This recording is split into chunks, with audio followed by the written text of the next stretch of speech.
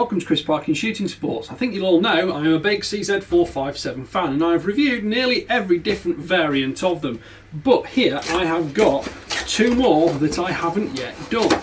Although I have done this one, I think, because the very first 457 I ever had several years ago, long before my video making days, was the 457 Royal. And this is one of the most deluxe versions of the gun because it is in a rather tasty walnut stock. Now this one is in 22 LR and it's got the 20-inch barrel, so I'm going to get that out first and pop that down. In here we have got a test sheet, we've got various instructions, we've got a bolt there too, and I'm just going to pop this box out of the way and get on to the next gun because we do have another one as well. This one is a variant I haven't experienced before exactly as it is, but this is the stainless synthetic. Now I've had the synthetic stock in both the black guys and its camouflage guys. I had it in the camouflage guys on the limited edition carbon version.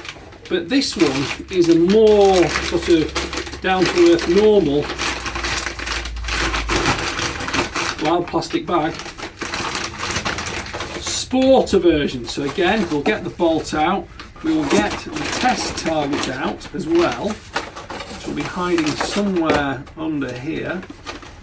Right, we don't need that, we do want this. So that's the bolt for the synthetic stainless. Let me see if I can dig this out of here without it getting torn. Where's that coming out of there? No, it seems to be glued in, folding on itself in there.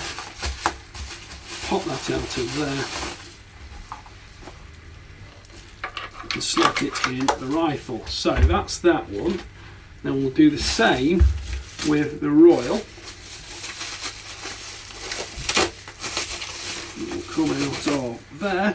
Now everybody's going to say which is the most accurate, and I'll tell you this, all these barrels are interchangeable. The action is pretty much identical between the 78MRs and the 22LRs. These are both in 22LR. But essentially it's all about which stock you want, which visual looks you want, corrosion resistant, things like that, and length of barrel. So let's have a little look at the Royal and see what the test target looks like from the Royal. Because these test targets are done at, let's have a look here, RWS 40 grain LR ammunition, test fired range at 50 metres. So that's a 3-shot group at 50 metres there.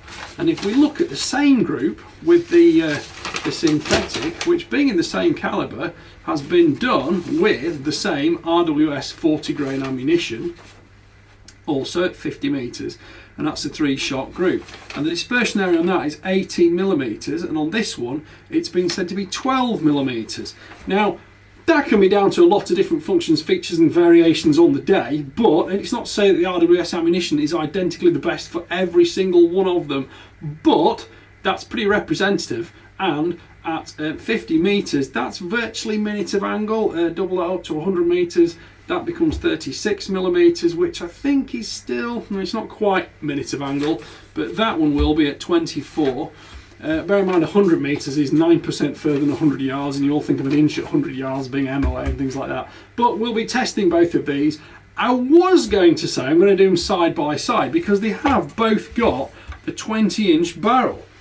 Stainless, blued, both screw cut for sound moderator or brake. I think brake's a bit of a silly one on this, sound moderator is what we're using. They've both got the same dovetail system. I've got a load of scopes, it's just down to a case of whether I've got 2 sets of mounts spare because I've got a lot of guns in progress these days, and mounts and scopes get used quite a lot. But if we look at these side by side, I mean, what an enormous variation that is between the two guns in the 457 range. I wouldn't expect these guns to shoot any differently from each other, to be quite honest. I wouldn't say one is more accurate than the other, but we shall see, and if something astounds me or amazes me, that will be the case. But the price difference, I have actually written down on my cheat sheet what the price difference is. Where is the cheat sheet? And the cheat sheet says that the Royal is £987.99, boom, and the stainless synthetic is £715.99. So I suppose it's horses for courses of which one you want. Now this one, it's a very nice walnut stock. It's got a slight swell on here. It's a little bit similar to a Mauser in a way in that respect. Got fore end stud, rear end stud, recoil pad back obviously, and we've got the same bolt system you've seen 101 times before using the CZ. Forward fire, rear for safe. It doesn't lock the bolt mechanism, and it is a nice dovetail rail there for scope mounting, which makes it simple and easy. This one's got a fairly matte coloured action with a matte blue barrel, and if we take the screw protector off, that's probably a 1/2 inch 20 thread, which it is, for which I have, hopefully, I probably haven't got two moderators that will simultaneously fit those two, but we can swap back and forth. Same here, but this is stainless. The barrel profile looks identical. I would say that's probably going to be somewhere around 14-15mm diameter. The synthetic is fully floated and it's stiff enough that I think you'll have to be very brutal with that to make it contact. That again, it's got two studs on the front for bipod and sling, one at the rear. It's got a slightly more sort of palm filling grip and a slightly higher cheek piece on it, whereas this one is the more quintessential sporting design with a bit of a Monte Carlo on the side there. That is also fully floating, but there's not quite as much space on it. It should work fine from the bipod, and it'll certainly work fine shooting freehand. It's just if you're a brutal shooter and you're kind of pushing and pulling around on the bipod or whatever without wrapping your hands around, things like that, you'll touch the barrel, and that's sometimes where a bigger forend is better. Bigger doesn't necessarily mean it's going to be any stiffer and prevent contact. It just means you've kind of got more to wrap your fingers around before you put your hands on the barrel, so to speak. But again, if you're a cautious shooter, you put your bipod down straight, and instead of twisting and turning like this to move the rifle left to right, lift the bipod up and put it back down. You'll have no problem in that respect at all. Of course, synthetic stock is pretty much impervious to any kind of atmospheric changes. A walnut stock is always going to be a little bit more susceptible, but these are well finished, and a bit of treatment every now and again should keep it in good order. Also, blued steel versus stainless. This one needs a little bit more care and attention. You want to just make sure you've got an oily cloth, wipe it over before you put it in the gun cabinet. And one of the worst things for rifles, which is particularly applicable to night hunting pest control rifles, is that when you come back to your house at midnight or 2 AM and it's freezing cold outside and your gun is also freezing cold, the instant that goes inside the house, boom, it will be covered in condensation from the water vapour in the atmosphere. So that needs cleaning off, drying off. And don't forget, that's inside the barrel, it's everywhere where the air can get to. Now both of these have got a similar trigger guard, and you've got the same 5-shot magazine in both of them. You can also get 10-shot magazines for 22LR CZ. There is actually a very slight visual difference between these, because that is a steel magazine. You can see it's got some oil on there. That's a steel magazine, and this is a polymer magazine.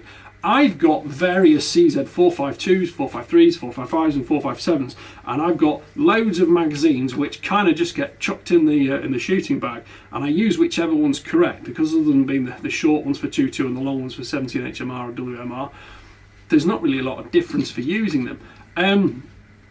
These will work interchangeably. That steel one will go straight into there, and this polymer one will go straight into here. I suspect it's perhaps a little bit of a marketing thing, that people who want a blued steel walnut rifle want a steel magazine, and people who want the ultra modern synthetic are quite happy with the polymer magazine. To be quite honest, I've never broken either. I've never had any problems with either. I have shot thousands and thousands and thousands of rounds through either type, and I've never had an issue. I think I did a PRS shoot last year, and I bought some 10 round mags actually for the 457 LRP. Those will work in this as well, so if you've got a busy night rabbiting or something like that, 10 rounds, or 5 rounds, you'll soon get through 5 rounds, and 10 rounds can be pretty handy. So there we go. These will be getting scoped up. We'll get them 0, we'll shoot some groups, do some 50-metre groups, and I would like to do better than these targets here, but we shall see. Depends on the wind, the weather and all those kind of things. I will try obviously to pick on a wind-free day, and certainly a wind-free shooting lane, because that is a nasty thing to deal with, and of course those will all be shot on an indoor shooting range, probably at the CZ factory. So we shall get to see all about that. But it'll be an interesting way to talk about, when I do the full review on these, the differences in handling between the two. I already know what the differences in handling will be. I've pretty much told you most about that.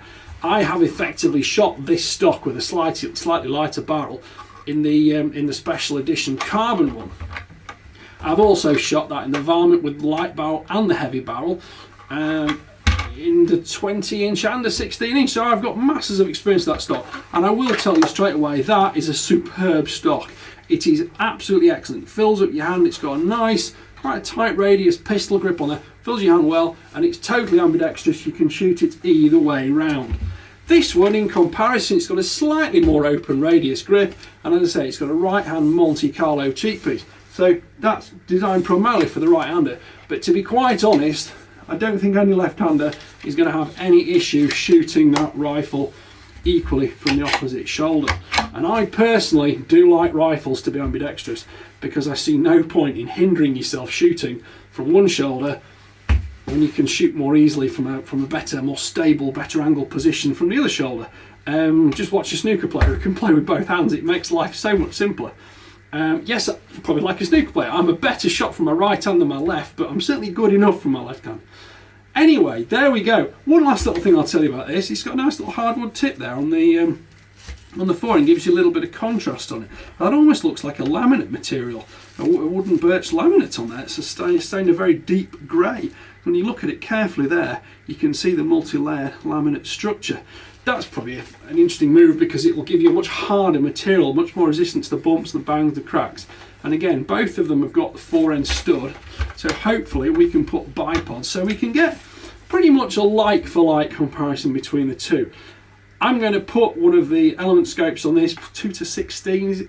That's one of my absolute favourite optics for rimfire, because it's not too big, not too bulky, but it's very versatile and gives me all the image quality I need and magnification I need, with side parallax and illumination to shoot the ranges I find rimfires are most suitable for.